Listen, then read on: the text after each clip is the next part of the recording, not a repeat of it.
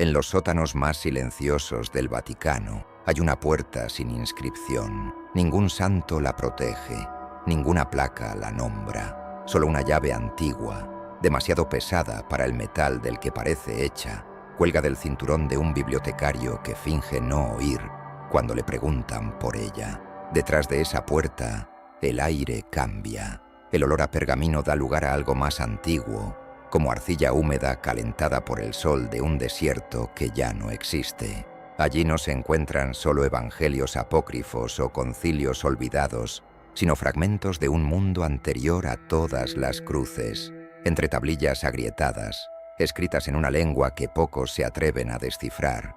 Un nombre reaparece como una herida que nunca cicatriza: Enki. A su lado, un término sumerio que fue traducido muchas veces como ángeles, después como vigilantes y por último, deformado en algo que hoy conoces muy bien. Oficialmente esos textos no existen. Extraoficialmente, son la razón por la cual ciertas preguntas nunca se hacen en voz alta. Porque, si la última escuela de Enki realmente existió, entonces la versión que contamos sobre el bien, el mal y aquellos que cayeron, tal vez sea solo el telón mejor guardado de la historia. Eridu moría lentamente, pero nadie se atrevía a admitirlo. Por la mañana la ciudad aún parecía eterna. Los canales brillaban bajo el sol. Los peldaños del zigurat subían como una escalera hacia un cielo de bronce. Y el templo de Enki todavía exhalaba incienso de cedro y mirra. Pero por la noche, cuando los cantos cesaban y solo el viento paseaba entre las casas de ladrillo de barro, era posible oír lo que realmente sucedía: el silencio de los dioses haciéndose más largo, más pesado, más lleno de ausencia. Namu sabía escuchar ese silencio. Eso era lo que lo diferenciaba de los otros aprendices de la escuela de Enki. Mientras los demás memorizaban listas de palabras, medidas de cebada y nombres de reyes, él escuchaba algo que no estaba en las tablillas. A veces llegaba como un susurro detrás de la nuca, a veces como un sueño tan vívido que despertaba con los ojos llenos de polvo, convencido de haber caminado por salas de piedra que no existían en Eridu. Decían que había nacido la noche en que una estrella cruzó el cielo y se apagó sobre el mar. Su madre juraba haber visto, aún en el parto, un brillo acuoso suspendido sobre el recién nacido, como si alguien lo observara desde detrás de un velo líquido. El sacerdote que lo recibió declaró que aquello era un presagio. Namu, sin embargo, creció sin prisa por entender su propio destino. Solo sabía que, cuando se acercaba a las paredes del templo de Enki, algo dentro de él se aquietaba, como si por fin estuviera en casa. La escuela de Enki no era una escuela común. Sus pasillos eran estrechos y fríos, excavados en capas profundas de piedra y ladrillo, protegidos de las tormentas de arena y de la curiosidad de los hombres. Allí, los escribas más jóvenes aprendían lo fundamental: trazar los signos en la arcilla fresca, recitar fórmulas, registrar los tributos y decretos del rey. Pero había otro nivel, un piso que no aparecía en ningún mapa oficial del templo. Namu solo lo había oído mencionar en susurros: la sala de los observadores. Era allí donde, según los rumores, los vigilantes aún descendían. La palabra usada por los más ancianos no era exactamente ángeles, ni ningún término que hubiera sobrevivido intacto hasta la lengua que hablas hoy. Los llamaban aquellos que ven desde arriba y desde dentro, entidades que caminaban entre las estrellas, pero se inclinaban sobre la humanidad como jardineros pacientes y peligrosamente amorosos. Habían enseñado escritura, pesos, medidas, plantas curativas, movimientos de las constelaciones. Habían mostrado que el cielo tenía ritmo y que el tiempo podía ser medido, previsto y, en cierto grado, negociado. Ese era el problema. Cuando un pueblo aprende a medir el tiempo, empieza a pensar en el futuro más allá de los caprichos del rey. Cuando aprende a registrar la palabra, comienza a comparar promesas. Y, en Eridu, ese conocimiento empezaba a escapar de las manos de quienes se creían dueños del destino de todos. En los últimos meses, Namu había notado cambios sutiles. Los guardias en la entrada del templo habían aumentado. Ciertos pasillos pasaron a ser vigilados por sacerdotes que él nunca había visto antes, con mantos bordados no con peces y olas, símbolos tradicionales de Enki, sino con lanzas y ojos cerrados, como si quisieran representar no el acto de ver, sino el de impedir que otros vieran. Los cantos también cambiaron. Antiguos himnos que exaltaban al dios de las aguas subterráneas como amigo de los hombres fueron sustituidos por melodías más rígidas, que hablaban de obediencia, miedo y castigo. La ciudad que antes celebraba el conocimiento ahora temblaba ante él. Aquella mañana, Namu fue llamado más temprano de lo habitual. El cielo aún estaba pálido, y las sombras de los zigurats se alargaban como dedos cansados sobre las calles adormecidas. Un acólito lo encontró en la sala de estudios y solo murmuró: «El sumo sacerdote quiere verte. Ahora». El corazón de Namu se desbocó. Ser llamado ante el sumo sacerdote significaba dos cosas: o un castigo ejemplar, o una elección que cambiaría toda su vida.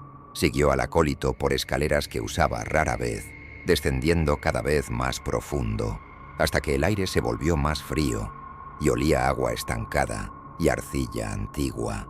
Frente a una puerta de cobre manchada, el acólito se detuvo. «Es aquí. Entra solo».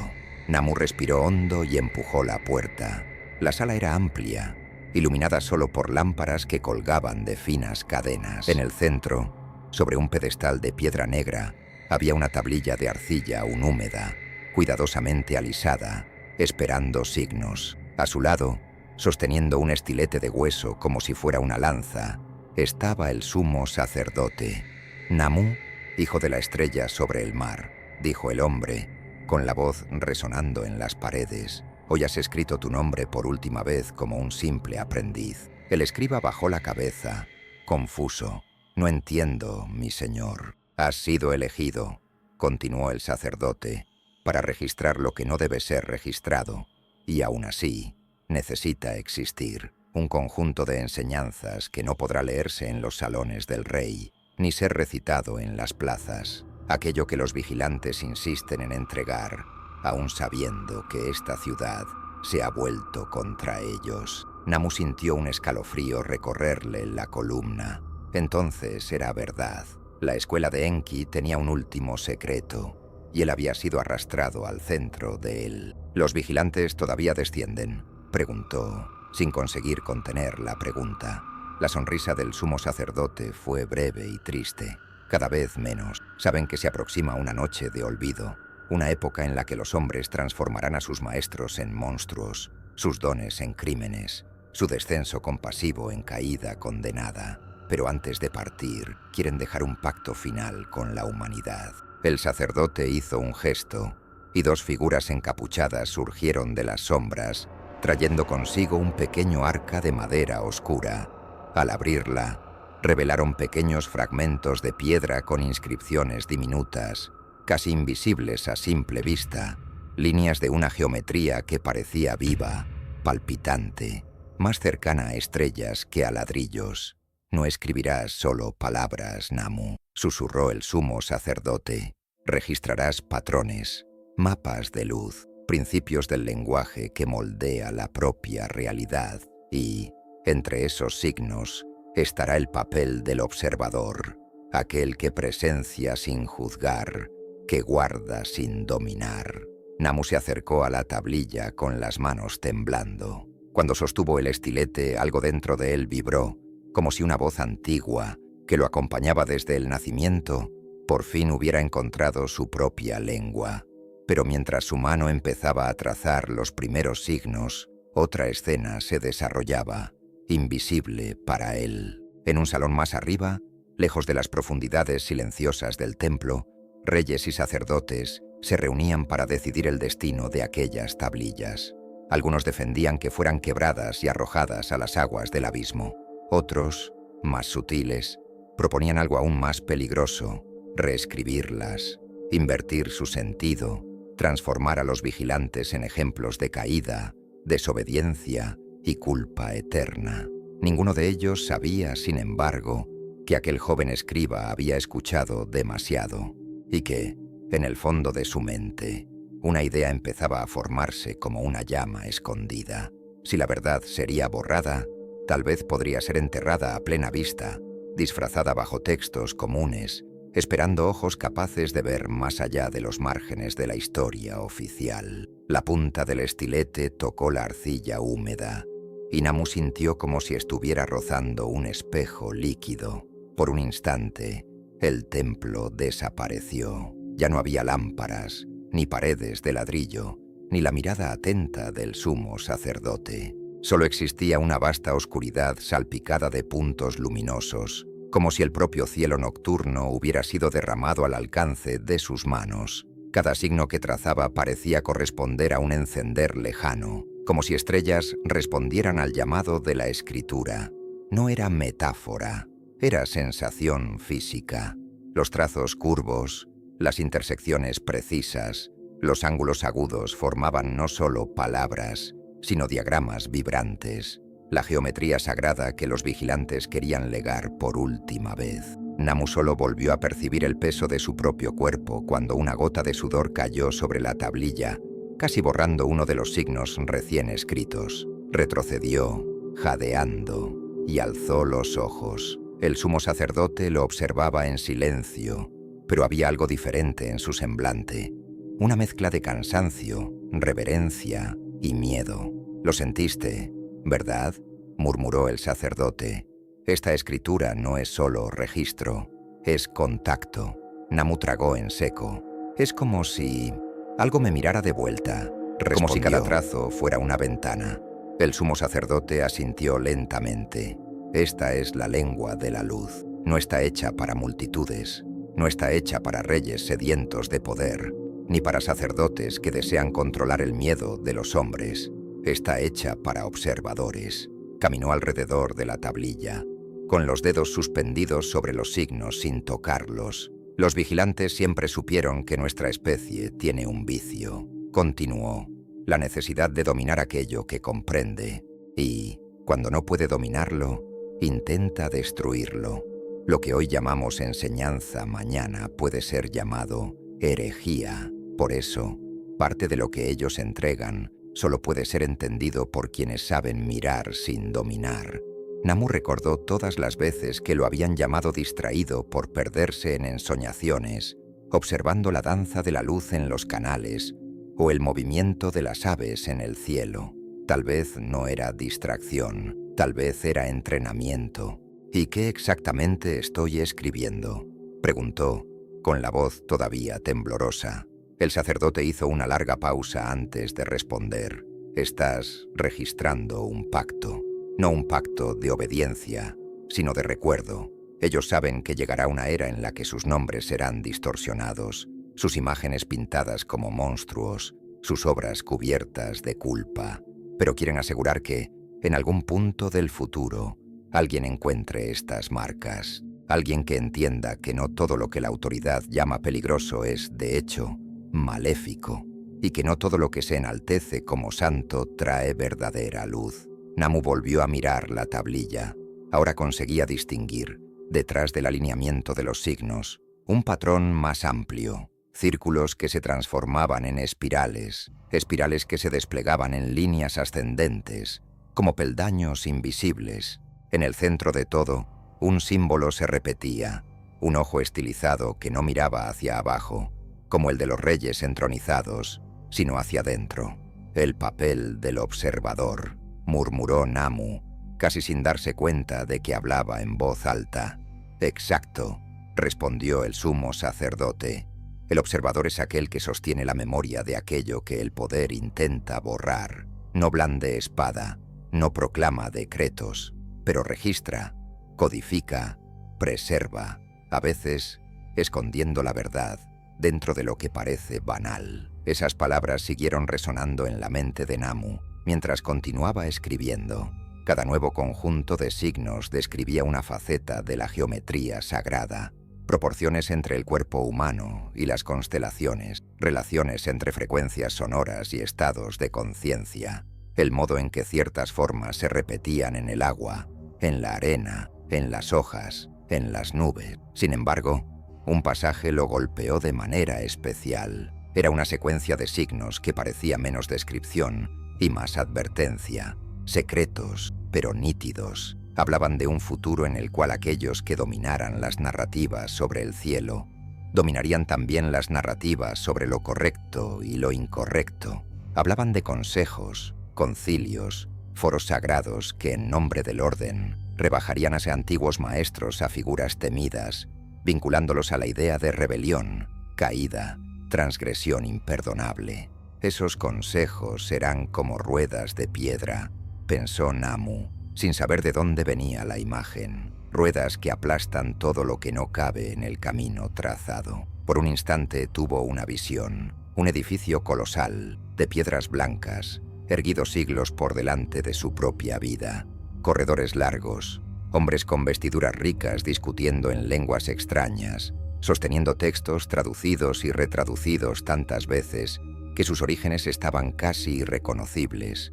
Y, bajo ese edificio, en un sótano silencioso, una tablilla agrietada esperando manos que la comprendieran. Parpadeó y la visión se desvaneció, dejando solo un escalofrío persistente.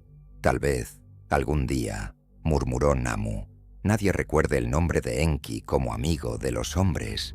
Tal vez lo conviertan en otra cosa, en símbolo del error. El sumo sacerdote entrecerró los ojos, como si también viera algo más allá de las paredes del templo. No subestimes el miedo de quienes gobiernan, dijo. Saben que una mente que comprende su propia luz interior es difícil de controlar. Es más fácil convencer al pueblo de que toda fuente de conocimiento que no pase por el altar oficial es peligrosa, que toda entidad que entrega herramientas es sospechosa, que todo descenso compasivo, si no es autorizado por ellos, debe ser narrado como caída condenable. Namu respiró hondo. La tarea ya no le parecía solo un trabajo sagrado. Era un hilo tenso extendido entre el presente y un futuro desconocido. Y él era la mano que lo sostenía. ¿Durante cuánto tiempo permanecerán aquí estas tablillas?, preguntó. ¿Serán guardadas? ¿Leídas? La mirada del sacerdote se ensombreció. Eso ya no depende de mí, respondió. Allá arriba, el rey y los consejeros discuten si estos conocimientos deben ser enterrados, quebrados o reescritos. Algunos ya han sugerido registrar otra versión de esta historia, una en la que los vigilantes no aparezcan como instructores, sino como transgresores. Una narrativa en la que su proximidad a la humanidad sea vista no como cuidado, sino como amenaza. Una leyenda en la que todo lo que vino de ellos sea pintado con culpa. Namu sintió un nudo formarse en la garganta. Entonces, ¿por qué escribirlas si van a destruirlas? Porque lo que se escribe en la arcilla también se escribe en otro lugar, respondió el sacerdote, tocando el pecho de Namu con la punta de los dedos. La arcilla puede romperse, pero aquel que vio, que sintió, que entendió la verdadera intención detrás de esas formas, se vuelve él mismo una tablilla viva. Las palabras del sumo sacerdote encendieron algo dentro de él. De repente, la idea que antes era solo una chispa, ganó contornos claros. Si la verdad podía ser destruida en su forma original, tal vez pudiera sobrevivir disfrazada, escondida bajo listas de tributos, bajo himnos aparentemente inofensivos, bajo genealogías interminables que nadie leía con atención. Se volvió hacia la tablilla, decidiendo allí mismo que mientras escribiera el pacto de los vigilantes, empezaría también a tejer otra capa, variaciones sutiles, patrones discretos, repeticiones calculadas, una codificación dentro de la codificación. Si convierten a nuestros maestros en monstruos, pensó, que al menos quede un rastro para quien sepa leer los intervalos. Mientras tanto, muy por encima de ellos, las voces en el salón del rey subían de tono. Algunos defendían que se registrara un nuevo decreto, prohibiendo ciertos rituales de contacto, declarándolos peligrosos, culpándolos por sequías, plagas y desorden social. El pueblo necesitaba un culpable, susurró alguien, y nada es más útil que resignificar antiguos benefactores como advertencia permanente. Sin saberlo, Namu ya escribía para ese futuro, para aquellos que, en civilizaciones aún no nacidas, intentarían entender por qué ciertos saberes fueron silenciados y por qué, en algún lugar distante en el tiempo, un poder religioso temblaría al oír el eco de la última escuela de Enki. Esa misma noche, mientras Namu todavía sentía el peso invisible de los signos recién trazados sobre la tablilla, la ciudad de Eridu se preparaba para un ritual que, a primera vista, parecía uno más entre tantos, pero los vigilantes lo sabían, el sumo sacerdote lo sabía, y, en algún lugar aún más profundo que los cimientos del templo, la propia arcilla parecía presentir que nada sería igual después de aquella ceremonia. Llamaron al ritual Asamblea del Orden, un nombre bonito para lo que, en el fondo, era un juicio de lo invisible. El rey, rodeado de consejeros, había decidido que era hora de dar forma oficial a lo que venía siendo sembrado en susurros, la idea de que ciertas presencias que descendían del cielo ya no eran bienvenidas, que la enseñanza dada a la humanidad había sobrepasado un límite invisible. Namu solo supo de la asamblea porque, al salir de la sala de la tablilla, fue interceptado por uno de los acólitos del sumo sacerdote. El muchacho lo arrastró hacia un pasillo lateral, con los ojos muy abiertos. «Van a proclamar un nuevo decreto», susurró. «Van a decir que cualquier contacto con los vigilantes es transgresión, que sus descensos fueron desobediencia al orden del cielo». Namu sintió que el suelo le huía de los pies, pero fueron ellos quienes nos enseñaron a escribir, a medir el tiempo, a leer el movimiento de las estrellas. Protestó en voz baja. El acólito apretó los labios. «Precisamente por eso les temen», respondió. «Quien domina los ciclos del cielo no teme las amenazas del trono. Quien registra en arcilla no depende de la memoria selectiva de los reyes». La noticia se esparció por los pasillos del templo como humo espeso. Los sacerdotes más ancianos caminaban con la mirada perdida, como si oyeran un canto fúnebre que aún no había comenzado. Algunos guardias, en cambio, parecían extrañamente aliviados, como si un peso estuviera a punto de ser retirado de sus hombros, el peso de vigilar rituales que no comprendían, de tolerar presencias que los dejaban incómodos. Namu, sin embargo, fue llamado nuevamente a los subterráneos. «Ven», dijo el sumo sacerdote con la voz cansada. «Antes de que declaren culpable al cielo, necesitas ver cómo responde». Esta vez, el sacerdote no lo llevó a la sala de la tablilla, sino a un lugar aún más escondido, accesible solo por una escalera estrecha que parecía excavada en el interior de un pozo. Abajo, la temperatura era diferente. El aire era denso, casi líquido. En el centro de la sala había una especie de pila de piedra llena de agua oscura, tan quieta que parecía un espejo de obsidiana. «Aquí», murmuró el sacerdote, «es donde la escuela de Enki recibía a los vigilantes. No en los patios superiores, no en los salones del rey, sino en este lugar donde el agua se encuentra con la piedra, donde la superficie refleja lo que está arriba y lo que está dentro». Namu se acercó a la pila, sintiendo el estómago encogerse. No sabía qué esperar. ¿Una silueta? ¿Una voz? ¿Una presencia que lo aplastaría contra el suelo? En lugar de eso, primero sintió el cambio en el propio silencio, un silencio lleno de atención, como si alguien, en algún lugar, inclinara el rostro en su dirección. «Mira», dijo el sumo sacerdote. El agua comenzó a moverse sin ser tocada. Ondas sutiles formaron círculos concéntricos que, al encontrarse, creaban patrones complejos. Namu reconoció algunos de los mismos diseños que había trazado en la tablilla, pero ahora vivos, en movimiento. Los círculos se convertían en espirales que se estrechaban en puntos de luz pálida, como si diminutas estrellas emergieran de la superficie líquida. Cuando la primera forma tomó contorno, comprendió que no vería un cuerpo, sino una síntesis. Ante él se alzaba algo que no era rostro ni máscara, sino un símbolo animado, una figura compuesta de líneas fluidas, un cuerpo translúcido atravesado por constelaciones en miniatura. Donde deberían estar los ojos, había dos vórtices de luz calma, profunda e incómoda, como si estuvieran hechos de preguntas en vez de respuestas. Namu supo, sin que nadie se lo dijera, que estaba frente a un vigilante. No hubo truenos, no hubo gritos, no hubo espectáculo. La presencia simplemente se manifestó como si siempre hubiese estado allí, esperando que alguien mirara. La voz, cuando llegó, no pasó por los oídos de Namu, sino que resonó directamente dentro de su pecho, como un pensamiento que él sabía que no era suyo. «Eres el escriba de la última escuela», dijo la voz, «aquel que registra cuando el verbo es condenado».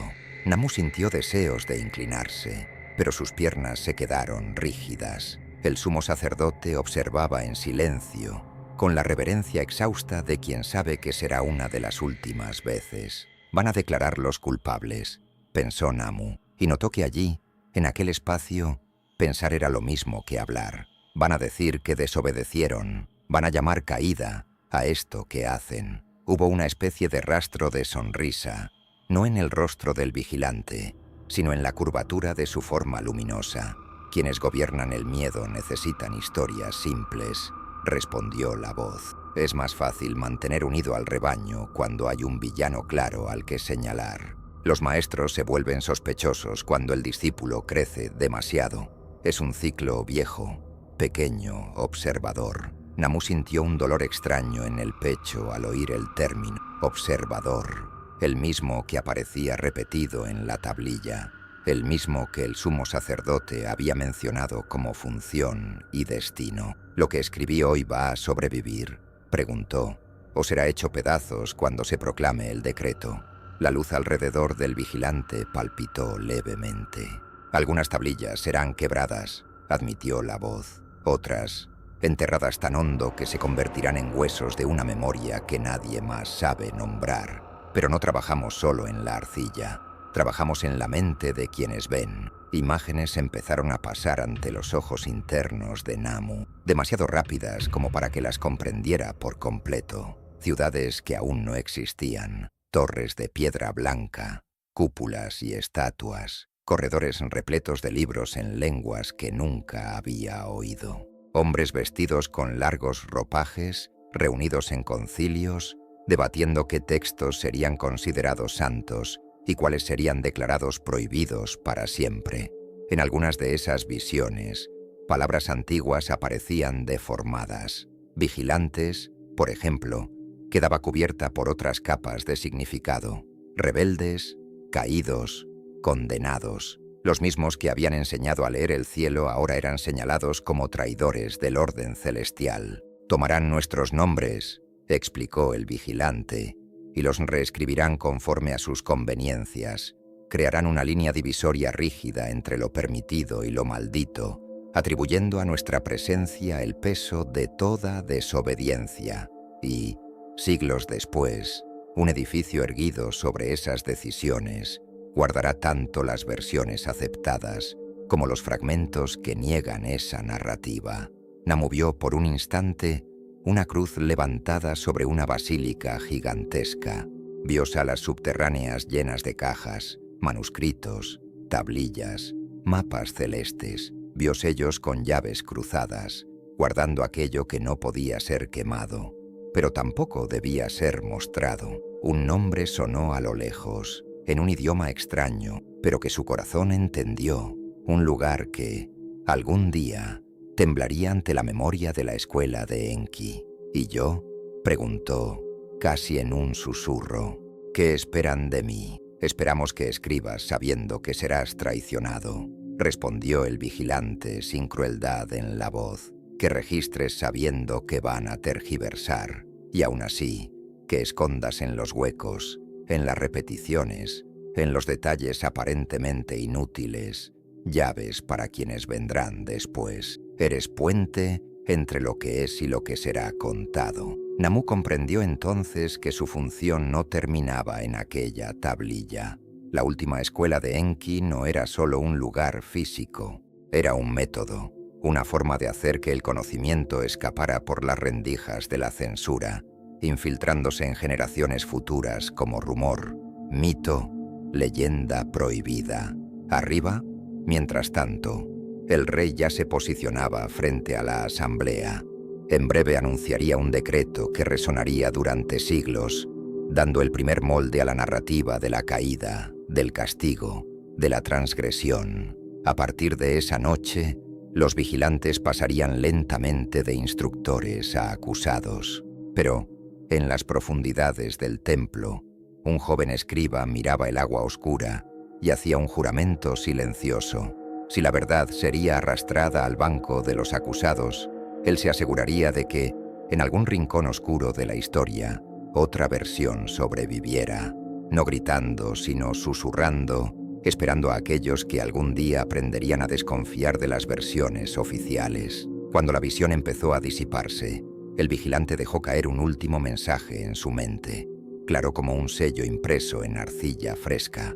Habrá una ciudad distante, envuelta en mármol y oro, que fingirá no saber nada sobre nosotros, pero guardará, en sus sótanos, ecos de lo que escribes hoy. Y un día, alguien preguntará por qué teme tanto a la última escuela de Enki. El agua volvió a quedar inmóvil. El sumo sacerdote respiró hondo, como quien regresa de una inmersión demasiado larga. «Tenemos que volver», dijo con voz ronca. «Están a punto de declarar la caída que aún no ha ocurrido». Namu subió las escaleras sintiendo que cargaba no solo el peso de su propia vida, sino el de todo un futuro en disputa. Cuando Namu emergió de las entrañas del templo, el cielo de Eridu ya había cambiado de color. No era solo el final de la tarde, había un peso en el aire, como si el firmamento estuviera a punto de ser obligado a escuchar una mentira y sostenerla durante siglos. El patio principal estaba lleno. Sacerdotes, nobles, militares y representantes de las grandes familias se apretaban en semicírculo frente al zigurat, donde el rey había mandado levantar una tarima de madera oscura. En lo alto, las antorchas fueron encendidas antes incluso de la puesta de sol, proyectando sombras largas que alargaban las figuras humanas en contornos grotescos. Namu tomó su lugar entre los escribas, lo bastante cerca como para oír, lo bastante lejos como para no ser notado. El sumo sacerdote se colocó a la derecha del rey, el rostro impasible, como si el peso del rito lo hubiera convertido en estatua. Un heraldo alzó una tablilla y empezó a recitar los preámbulos, alabanzas al trono, invocaciones formales a los dioses, promesas de orden y prosperidad. Todo sonaba familiar, como cualquier decreto anterior, pero Namu, que acababa de oír la voz de un vigilante resonar dentro de sí, sentía cada palabra como una preparación para el golpe que estaba por venir. Entonces, el rey dio un paso al frente. «Pueblo de Eridu», su voz retumbó en el patio, amplificada por las paredes de piedra. Durante generaciones, seres venidos de lo alto caminaron entre nosotros, enseñaron, mostraron, revelaron secretos del cielo y de la tierra. Muchos de ustedes llamaron a eso bendición. Un murmullo recorrió la multitud.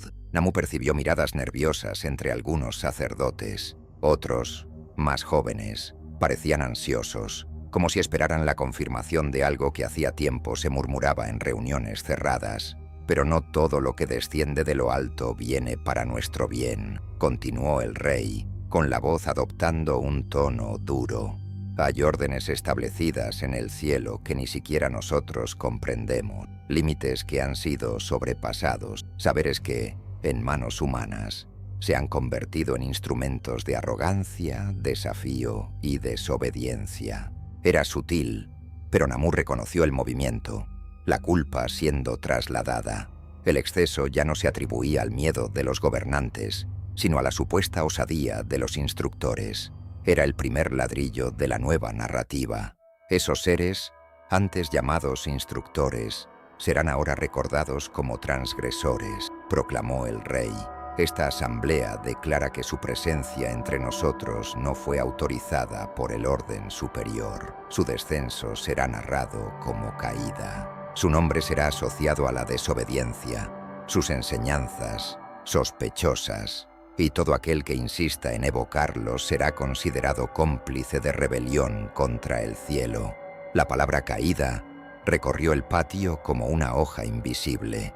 Namu sintió un escalofrío helado subir por su espalda. Acababa de ver, en el agua oscura, la verdad sobre la intención de esos seres. Ahora, allí, presenciaba la fundación oficial de la mentira. El heraldo empezó a proclamar los detalles del decreto. Antiguos rituales fueron prohibidos, cantos específicos fueron vetados, ciertos símbolos, antes dibujados en las paredes internas del templo, debían ser raspados, sustituidos por otros que enfatizaban sumisión, miedo, castigo. Los vigilantes, hasta entonces asociados a la idea de vigilancia amorosa, empezaron a ser descritos como los que abandonaron su puesto, los que osaron descender sin permiso. Namu miró al sumo sacerdote, intentando descifrar lo que se escondía detrás de aquella máscara de piedra. En algún momento, el sacerdote percibió la mirada del joven y por un segundo apenas, sus ojos se encontraron. En ellos, Namu no vio acuerdo, sino resignación, como si él hubiera entendido que, a partir de esa noche, la verdad y la versión oficial caminarían en direcciones opuestas. Tras el decreto, llegaron las órdenes prácticas. Los escribas fueron instruidos a preparar nuevas tablillas, recontando antiguas historias a la luz del nuevo edicto. Las genealogías de reyes, antes entrelazadas con apariciones de instructores celestes benevolentes, debían ser ajustadas. Las mismas presencias se transformarían en señal de vergüenza, marca de desobediencia, recuerdo de un error irrecuperable. Fue en ese momento que la última escuela de Enki empezó a morir, no como lugar, sino como memoria. Días después, Namu fue convocado para una nueva tarea. Entró en una de las salas de archivo y encontró a un grupo de sacerdotes sentados frente a pilas de tablillas. Algunos tenían la mirada febril, otros distante. En el centro, una mesa baja servía de apoyo para textos antiguos que serían corregidos. «Nos vas a ayudar», dijo uno de los sacerdotes, empujando una tablilla hacia él. «El rey quiere coherencia. Las historias deben reflejar el decreto. No podemos tener relatos que hablen de esos mismos seres como instructores benevolentes y al mismo tiempo proclamarlos transgresores. Es preciso escoger una versión. Escoger una versión», pensó Namu, como si la realidad fuera una tablilla maleable y no algo que él había visto vibrar en el agua, tocar su pecho, expandir su mente. Aún así, se sentó. Mientras otros borraban nombres, raspaban símbolos y reescribían pasajes enteros, Namu adoptó otra estrategia. Fingió obediencia. En apariencia, ajustaba frases, cambiaba palabras, suavizaba o endurecía ciertos trechos conforme exigía la nueva doctrina, pero entre líneas hacía lo que había prometido ante el vigilante. En listas de tributos insertaba secuencias numéricas que repetían la proporción de la geometría sagrada que había aprendido en la tablilla del pacto. En himnos reformulados escondía patrones de repetición que para ojos entrenados reconstruían la antigua lengua de la luz. En genealogías interminables, creaba juegos de iniciales, acrósticos discretos, conexiones simbólicas que, si se leían con atención, revelaban la presencia oculta de aquellos que ahora eran condenados en plazas públicas. En cada tablilla que corregía, Namu dejaba un rastro, pequeñas llaves camufladas dentro de la propia versión oficial. Si algún día alguien, en otra lengua, en otro imperio, encontrara copias de aquel material y decidiera mirar más allá de la superficie, tal vez percibiera el ruido, la fisura en la narrativa. Mientras tanto, el clima en Eridu se transformaba.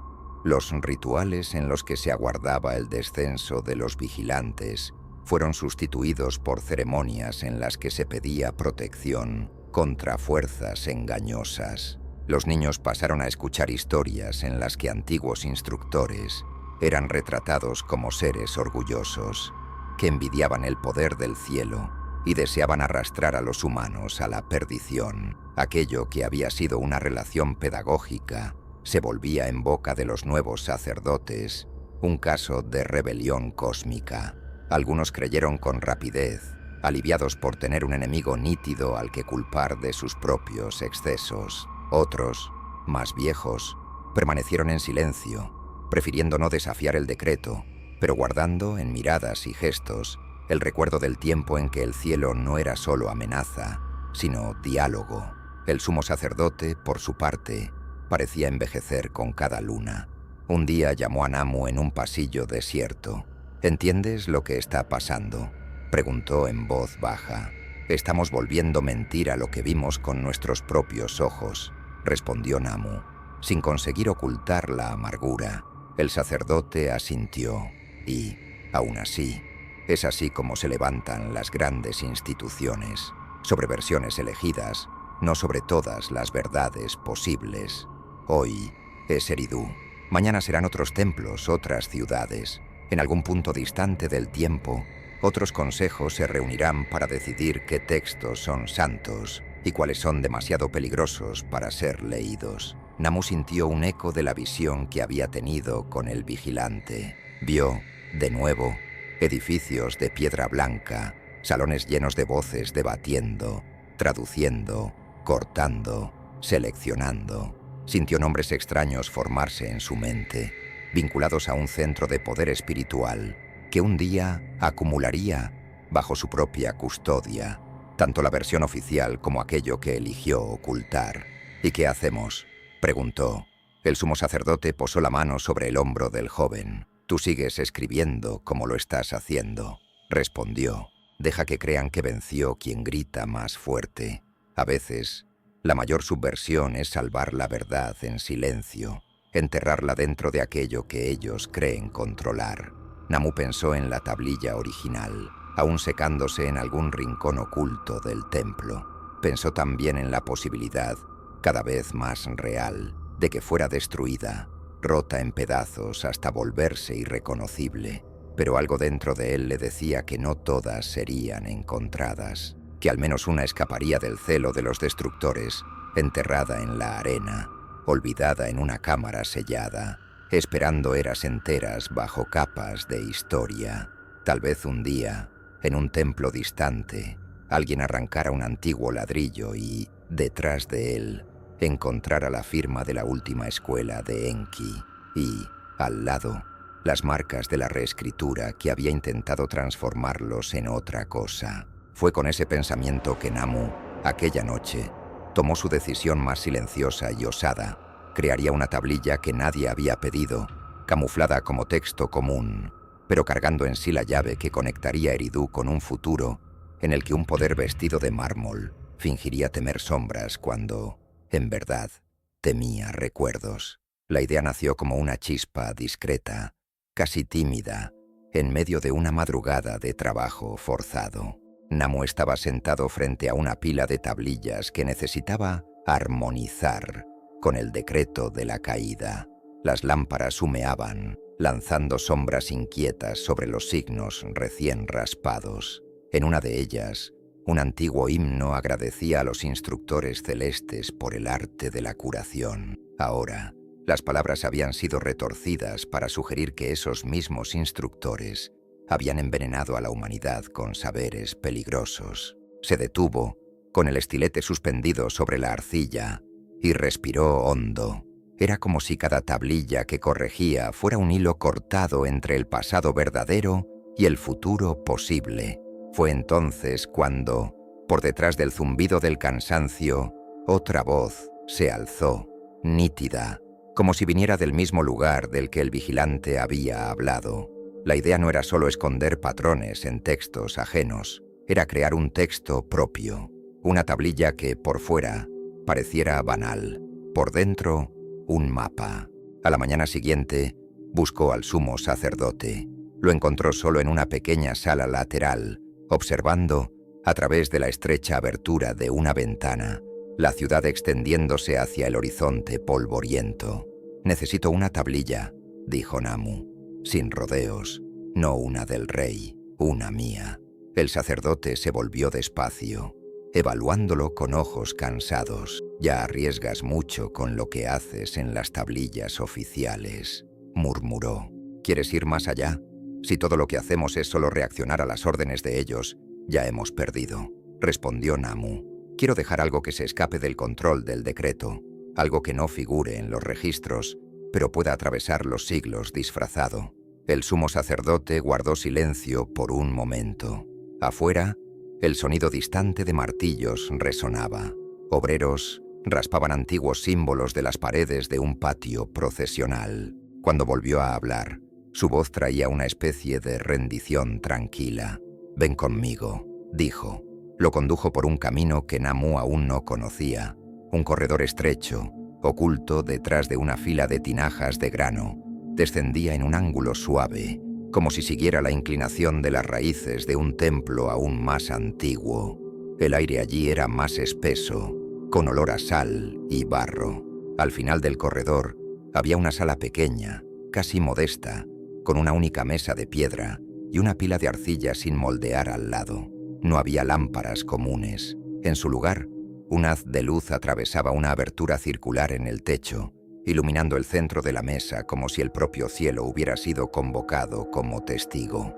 Este era el lugar donde moldeábamos las primeras tablillas de la escuela, explicó el sacerdote, antes de que el rey se interesara por todo lo que sucedía aquí abajo. Antes de que el saber se convirtiera en moneda de control, Namu tocó la arcilla, sintiendo la suavidad húmeda bajo los dedos. Mientras alisaba la superficie, pensaba en todo lo que había visto. La lengua de la luz desplegándose en la tablilla del pacto, el vigilante surgiendo del agua oscura, el decreto reescribiendo el cielo, las historias siendo recortadas hasta encajar en un marco conveniente.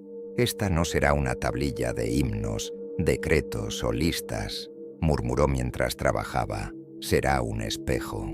El sumo sacerdote observaba en silencio. ¿Un espejo de qué?, preguntó al fin. De cómo lo hicieron, respondió Namu. De cómo transformaron instructores en transgresores, de cómo el descenso fue juzgado como caída, de cómo el miedo tomó la forma de doctrina. El sacerdote entreabrió los labios como si fuera a protestar, pero, en vez de eso, rió bajito, una risa sin alegría. Entonces quieres registrar el crimen en la propia escena del crimen, dijo. Escribir el fraude en la misma lengua en que será perpetuado. Namu asintió. No servirá de nada hablar en otro idioma, pensó en voz alta. En los siglos futuros, los grandes guardianes de la fe usarán versiones de estas historias, traducidas, adaptadas, recortadas. Lo que quiero escribir tiene que poder viajar con ellas. Tiene que ser lo bastante discreto como para pasar por los guardianes y lo bastante resistente como para hablar con quien sepa escuchar. Empezó a trazar los primeros signos. Por fuera, la tablilla parecía una recopilación de genealogías y anotaciones cronológicas, un tipo de texto que pocos leían con atención. Pero por dentro, la estructura obedecía a otro ritmo, repeticiones de nombres en intervalos precisos, proporciones numéricas asociadas a la antigua geometría sagrada, alternancias calculadas entre personajes que habían sido reescritos como culpables y otros que, por conveniencia, habían sido perdonados. En un trecho describió una línea de reyes que, oficialmente, habían sido elegidos por el cielo, pero al organizar las letras iniciales de los nombres en una secuencia específica, escondía una frase en sumerio antiguo que, traducida libremente, diría: a aquellos que instruyeron, se les marcó como caída para que el trono no fuera visto como pequeño. En otro, listó rituales prohibidos, intercalándolos con alusiones discretas a las constelaciones que los vigilantes enseñaban a observar. El resultado era una especie de mapa celeste codificado en forma de prohibiciones. Un lector atento, milenios después, podría notar la incongruencia. ¿Por qué las mismas estrellas que guiaban a navegantes y agricultores eran de repente asociadas a la transgresión? El sumo sacerdote se acercó en determinado momento, inclinándose sobre la tablilla con curiosidad genuina. «Estás escribiendo en 2 niveles», murmuró. «Uno para el rey, otro para quienes aún no han nacido». Namu continuó sin levantar la vista. No puedo impedir que conviertan antiguos instructores en figuras sombrías, dijo, pero puedo asegurar que una memoria escondida viaje junto con esa distorsión. Un día, cuando alguien en algún lugar oiga hablar de seres que cayeron, tal vez esa persona sienta una incomodidad, una fisura en la narrativa, y, si busca lo bastante hondo, encontrará esta tablilla, o alguna copia de ella, diciendo, entre líneas, que hubo una elección, no un destino inevitable. Cuando terminó, la superficie estaba cubierta de signos aparentemente tediosos. Namu alisó los bordes, borró cualquier marca que delatara urgencia. Parecía solo otra pieza para los archivos oficiales, pero para él era la tablilla que no aparecería en inventarios sinceros, un testimonio camuflado. ¿Qué haremos con ella?, preguntó el sumo sacerdote. ¿La llevarás al archivo? ¿Te atreves? Namu negó con la cabeza. Los archivos están bajo demasiados ojos, respondió. Esta tablilla necesita caminar de otro modo, ser enterrada en ladrillos, escondida en una pared, llevada con alguien que huirá cuando esta ciudad caiga. No importa si se pierde en el camino, lo importante es que la semilla exista. El sacerdote guardó silencio durante mucho tiempo. Después se acercó, puso las manos sobre la tablilla y susurró una bendición antigua, una de esas fórmulas que ya habían sido prohibidas por los nuevos himnos. «Estás escribiendo contra el propio tiempo», dijo al fin. «Eso tiene un precio». «Lo sé», replicó Namu, «pero el futuro que vi en los ojos del vigilante también tiene un precio. Habrá un lugar, muy lejos de aquí, que guardará versiones de estas historias dentro de paredes cubiertas de oro. Tendrán miedo de los antiguos instructores, pero aún más miedo de que alguien descubra cómo se moldeó la narrativa. Es hacia ese lugar que esta tablilla se dirige, aunque tarde eras en llegar». El sumo sacerdote lo miró con algo entre orgullo y tristeza. Tal vez cuando ese lugar exista, lleven allí todos los fragmentos incómodos, todos los textos que desafían la versión aprobada, dijo, y, entre ellos, tu tablilla parecerá solo otra pieza enigmática, guardada pero no mostrada, un eco de la última escuela de Enki en el corazón de un nuevo orden. Namu sonrió por primera vez en muchos días. Era una sonrisa cansada, pero terca. «Si el nuevo orden se niega a hacer las preguntas correctas», murmuró, «entonces al menos tendrá que dormir sobre las respuestas que esconde».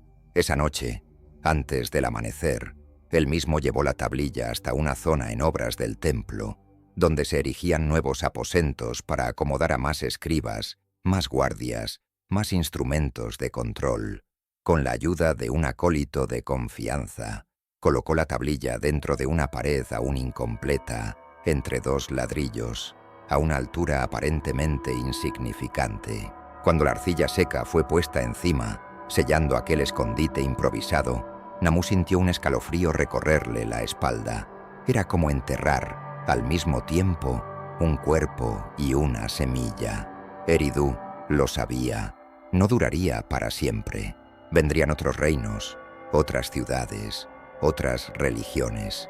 Las historias de los vigilantes serían traducidas, recortadas, juzgadas, adornadas y condenadas. Un día, en otro idioma, pronunciado por otros labios, se hablaría de ellos no como instructores, sino como figuras asociadas a la caída, a la transgresión, a la sombra, pero en algún sótano de piedra, en alguna ciudad coronada por cúpulas y llaves cruzadas, una tablilla o alguna copia de ella estaría descansando en silencio. Y cuando alguien finalmente se atreviera a preguntar por qué aquel lugar temía tanto a la última escuela de Enki, tal vez se oyera el eco de la ciudad sumergida en la arena. Eridu fue tragada por la arena, como todas las ciudades que se atreven a creer que son eternas. Los canales se secaron, los cantos se callaron. El templo de Enki se fue derrumbando poco a poco, hasta que solo quedó un rumor de ladrillos enterrados bajo el peso de los milenios. Pero la tablilla de Namu no sabía eso. La arcilla no tiene noción del tiempo, solo espera. Esperó cuando imperios se alzaron y cayeron. Esperó cuando otros pueblos recogieron fragmentos de antiguas tablillas, fascinados por signos que ya nadie descifraba por completo, llevando algunos consigo como curiosidades, como piezas de estudio, como reliquias sin nombre. Esperó cuando esas mismas piezas pasaron de una biblioteca a otra, de un templo a otro, de un archivo real a una colección privada. Un día, muy lejos del sol que calentaba Eridu, manos diferentes tocaron aquella arcilla endurecida. Un estudioso, en una ciudad que Namu jamás podría haber imaginado, acercó la lámpara de aceite a un bloque rectangular cubierto de signos minúsculos. No conocía a Enki, no conocía el nombre de Namu, no sabía nada sobre la última escuela, pero había aprendido a reconocer la vieja escritura de las tierras entre dos ríos. Ahora la llamaban cuneiforme, y aquello que, para su propietario, era solo un trozo de antigüedad, para él era una ventana. Se inclinó sobre la tablilla, copiando los signos, intentando ordenar genealogías y fechas, convencido de que trataba solo con otra crónica olvidada. Y, sin darse cuenta, dejó que su transcripción entrara en un flujo mayor de textos, para ser transportada, años después, a otro lugar aún más distante, donde la fe y el poder caminaron juntos durante siglos. Ese lugar lo conoces de nombre, aunque nunca hayas recorrido sus pasillos. Una ciudad-estado rodeada de columnas, dorada por dentro, armada de silencio por fuera. En su corazón, una biblioteca que no aparece en los folletos turísticos. Allí, un hombre con sotana ajusta la luz de una lámpara moderna sobre pilas de documentos que no figuran en ningún catálogo abierto. El bibliotecario del Vaticano recibe una caja antigua. En ella, fragmentos venidos de una colección particular comprada discretamente. Algunos son medievales, otros renacentistas, otros son tan antiguos que parecen pertenecer a un mundo que solo existe en mitos. Entre ellos, una copia en pergamino, hecha siglos atrás por algún filólogo obstinado, de una tablilla cuneiforme traducida de forma parcial. Lee la etiqueta, escrita en latín por manos de otro siglo. Genealogías y prohibiciones de una ciudad caldea. Nada especial, solo otro documento para ser evaluado, catalogado, eventualmente guardado en las estanterías profundas, a salvo de miradas demasiado curiosas. Pero al comenzar a hojear, el bibliotecario siente algo incómodo. No sabe decir qué. Las líneas parecen banales, listas de reyes, menciones a rituales prohibidos, referencias a seres que un traductor antiguo llamó vigilantes caídos. Y sin embargo, hay una extrañeza en el ritmo, un eco perturbador entre lo que lee allí y lo que conoce de sus propias tradiciones. Es un hombre formado en la doctrina.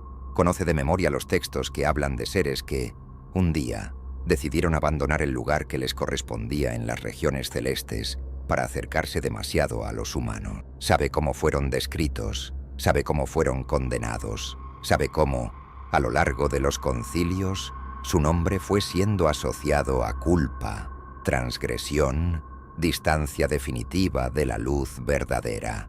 Y, al leer aquella traducción de la vieja tablilla, percibe algo que nunca le dijeron, que, en versiones mucho más antiguas, esos caídos eran recordados como instructores, que su cercanía no era descrita como rebelión, sino como enseñanza compasiva, que su caída no era un hecho consumado, sino una decisión posterior, moldeada por decretos, miedo y política. Frunce el ceño, vuelve a las primeras líneas, lee despacio. En ciertos trechos, las repeticiones le parecen excesivas. En otros, hay elecciones de palabras curiosas, como si el texto quisiera decir algo que la traducción no alcanza. En los márgenes, un comentario hecho por un estudioso de siglos atrás llama su atención. Estructura extraña. Parece esconder un segundo nivel de sentido. El bibliotecario cierra el pergamino por un instante. Recuerda, como quien toca un cable pelado, otros documentos guardados allí abajo. Textos que hablan de antiguos consejos, decidiendo qué libros serían proclamados sagrados y cuáles serían declarados peligrosos. Relatos de concilios en los que se discutió la naturaleza de los seres celestes, su jerarquía, sus límites. Manuscritos en los que la narrativa de la caída fue pulida, palabra por palabra, hasta convertirse en un ejemplo perfecto de advertencia. Conoce también la otra cara de la casa a la que sirve.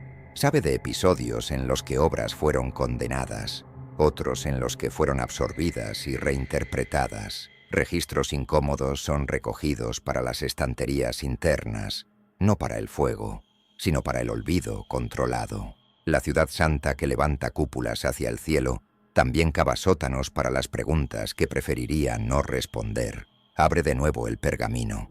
Allí está, disfrazada, la misma lógica que estudió en la universidad, pero invertida. Un relato en el que los instructores son rebajados. Una genealogía en la que el texto afirma, entre líneas, que la caída fue decretada después por hombres que temían perder el monopolio de la palabra cielo. No sabe nada sobre Namu. No sabe que cada repetición fue colocada allí para gritar en silencio. No sabe que, bajo listas y prohibiciones, corre la memoria de la última escuela de Enki, pero siente una incomodidad teológica. Si admite que ese documento antiguo carga una narrativa anterior, en la que los llamados vigilantes no son monstruos, sino amigos de la humanidad, ¿cuántas cosas tendrían que revisarse? ¿Cuántas homilías? ¿Cuántos catecismos? ¿Cuántos tratados? Por un instante, imagina lo que ocurriría si ese texto circulara, si algún investigador especializado en lenguas antiguas, pero no vinculado a estructuras internas, tuviera acceso a aquella copia y descifrara el código de Namu. Sí, al compararla con otros textos protohistóricos, concluyera que la figura de los instructores fue, sí, convertida en algo sombrío por necesidad de control de la narrativa. No solo en Eridu, sino en varias culturas que heredaron, en pedazos, la misma tradición. La idea basta para apretarle el pecho al bibliotecario. No es un conspirador, es un guardián. Fue entrenado para preservar y al mismo tiempo proteger. Sabe que algunas verdades, si se ponen en la plaza pública, pueden quebrar estructuras que sostienen a millones de personas. Cree sinceramente que ciertas tensiones deben permanecer dentro de los muros. Así es como el miedo se disfraza de celo. Toma una decisión simple. Marcará el pergamino con una sigla discreta, indicando que el contenido es sensible, no prioritario para consulta externa. En otras palabras, no será destruido. La Iglesia quema menos de lo que dice la leyenda, pero se mantendrá lejos de los ojos de quien no sepa filtrar, lejos de quien podría unir demasiados puntos entre Sumeria, vigilantes, caídas proclamadas y concilios posteriores. Mientras camina por los corredores estrechos, cargando el documento, no percibe que está repitiendo, en otro siglo, el mismo gesto de los consejeros de Eridu. También él elige una versión, también él delimita lo que puede decirse en voz alta y lo que debe guardarse en la oscuridad, y, sin saberlo, cumple el destino que el vigilante le mostró a Namu. Un día, una ciudad coronada por cúpulas y llaves temería la memoria de la última escuela de Enki, no porque hablara de sombras verdaderas, sino porque hablaba de luz que se escapó del control. La pregunta de nuestro título encuentra, así, su respuesta dolorosamente simple. El Vaticano teme a la última escuela de Enki porque le recuerda que la narrativa sobre el cielo nunca fue neutra, que antes de los concilios hubo decretos en zigurats, que antes de las doctrinas sobre caídas irreversibles hubo escuelas que enseñaban a leer el firmamento como lenguaje y no solo como tribunal, que antes de que ciertos seres fueran llamados demonios, fueron maestros, instructores, amigos peligrosos de la libertad humana. Teme sobre todo que alguien perciba el patrón, que vea, en las reescrituras de Eridu, el ensayo general de las reescrituras posteriores, que entienda que transformar instructores en enemigos es un golpe de narrativa tan antiguo como el miedo de los tronos ante una mente despierta. En el fondo de una estantería, en Roma, un pergamino descansa dentro de una caja de conservación, Lleva copias imperfectas de signos trazados por un joven escriba que oyó la voz de un vigilante en las aguas de un templo sumerio. La tinta ya se ha desvanecido en algunos puntos. El latín de las anotaciones marginales está envejecido. Pero para quien sepa mirar, la tablilla aún habla. Habla de un pacto que no fue borrado, solo sofocado, de una lengua de luz escondida detrás de genealogías, de un observador que decidió que, si no podía impedir la falsificación del cielo, al menos podría dejar huellas en la arcilla del tiempo. Tal vez algún día, en un futuro aún más distante, otro bibliotecario, menos preocupado por mantener las murallas y más curioso sobre las fisuras, vuelva a abrir ese pergamino. Tal vez note las proporciones extrañas, las repeticiones insistentes, los nombres que se alinean de forma sospechosa. Tal vez perciba que allí, en plena casa que dice guardar el canon, reposa un documento que susurra: no siempre fue así. Alguien decidió quién caería y quién sería elevado en estatuas. Y cuando eso ocurra, la última escuela de Enki dejará de ser solo una ruina en la arena de Sumeria, para convertirse en el espejo incómodo de todas las instituciones que prefieren llamar herejía a aquello que no pueden controlar.